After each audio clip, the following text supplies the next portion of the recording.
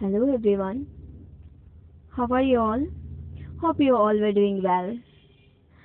So your first online evaluation exam is over and I'm pretty sure that you all have done well. Yeah. So and now you all were aware with the process. Yes, process of the exam. So we have already completed chapter 1 and 2 of business studies. And now in this video we are going to learn about chapter 3. And that is private, public and global enterprise. So let's start. So see, we see different types of shops, factories or other business enterprise undertaking business activities. Yes, and these undertaking may be owned or managed by individuals, two or more persons, or by the states. So like a grocery shop or a departmental store or a medical store, all these are owned by private individuals, and the state may also run some enterprise such as like post office or railways or like defense and etc. So all these are called the public sector undertaking. And there are some enterprise which may run their business activities in more than one country, and these are called global undertaking. About this private, public and global we already discussed in our previous chapter also. So in this chapter we will study how the economy divided into two sectors, that is public and private sector, and the different types of public enterprise and their role, and the role of global enterprise. Okay, so see, mm, there are all types of business organization, small or large, or industrial or trading, like government owned or private owned, existing in the country. Yes, so these organizations affect our day-to-day life and are important segment of Indian economy. So both private and public sector undertaking exist together and have freedom to grow in the country. So like after independence, government earmarked important role for public sector. And many sectors of economy were reserved for public sector for future development. But some are private sector, and it also played an important role in overall development of the country. Like in the year after 1991, government redefined the role of public and private sectors. Like the role of public sector is limited to some sectors, while other sectors were open for private sectors. So the pace of economic development has substantially increased in the recent past. So both private as well as public sectors are required for the growth of the economy. Both are equally important for a development of the country or for a development of the economy of the country. Yes. So let us discuss private sector enterprise. So the private sector consists of business owned by individuals or a group of individuals. So the various forms of organizations are sole proprietorship, partnership, joint in the family, cooperative and company. That means when individual or group efforts are pooled to set up an undertaking is called a private endeavor. So in private units, the ownership and the management is in private hands. Okay, and this initiative is undertaken for private gain. Their main motive is to gain the profit privately. So the example of private enterprise include in India like Reliance Industry, then Tata Iron and Steel Company, then Premier Automobiles Limited, and many are there like Bombay Dyeing also. Okay, so let us discuss about its features. Features. Following are the features of the private sector. Number one is it owned by an individual or a group of persons.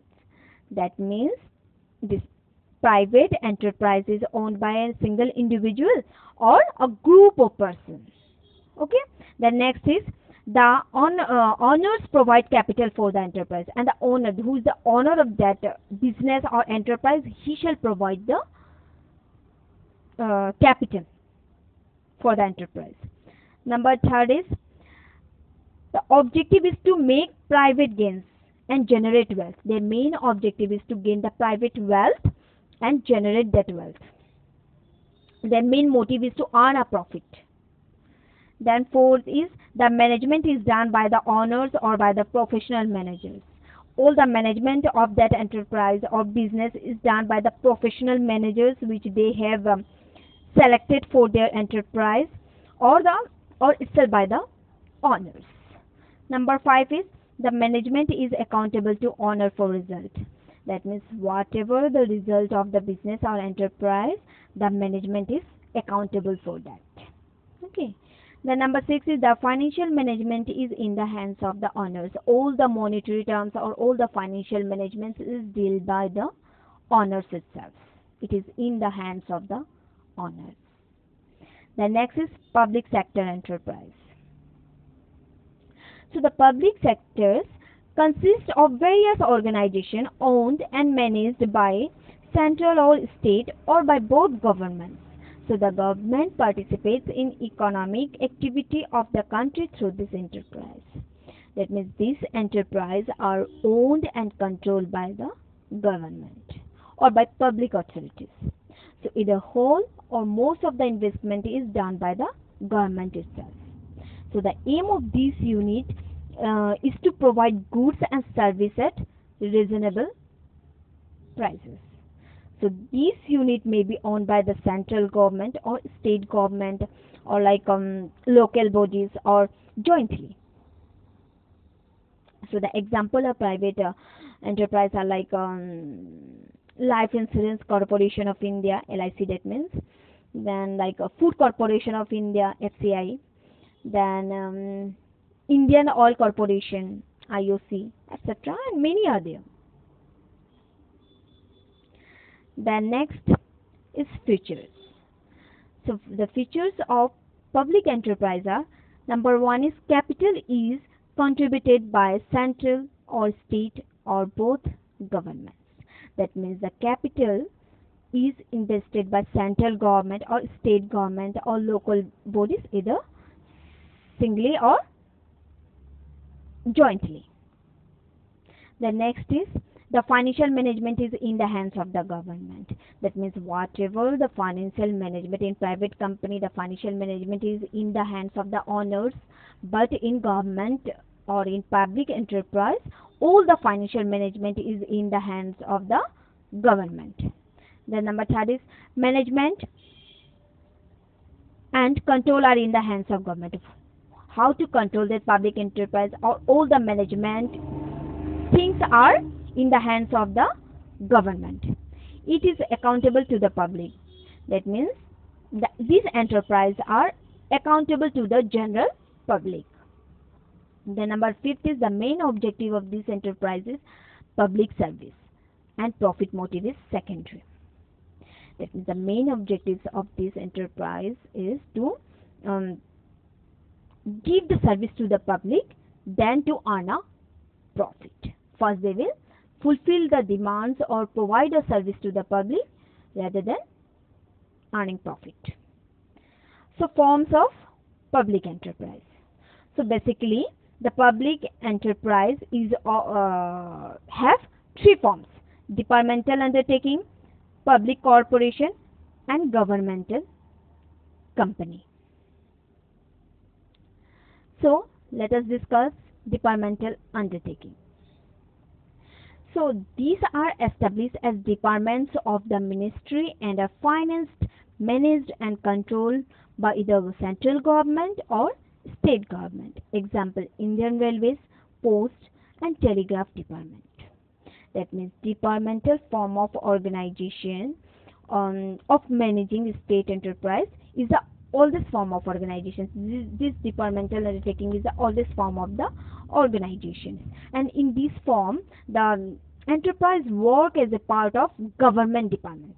Okay, and the finance are provided by the government, and management is in the hands of civil servants. Hmm. And the minister of that department is the ultimate in charge of the enterprise. Okay, and the enterprise is subjected to like legislative uh, scrutiny. Okay, so departmental management is suitable for public utility service and strategic industries in India. So railway, post and telegraphs, or all India radio or Doordarshan are working as a government department. Okay, in the same way, like strategic industry like defense or automatic power, or they all are under government. So now next is features. No single entity. It has no separate legal entity. That means it doesn't have a separate legal entity. Number two is finance. It is financed by annual budget allocation of the government, and all its earning go to the government treasury.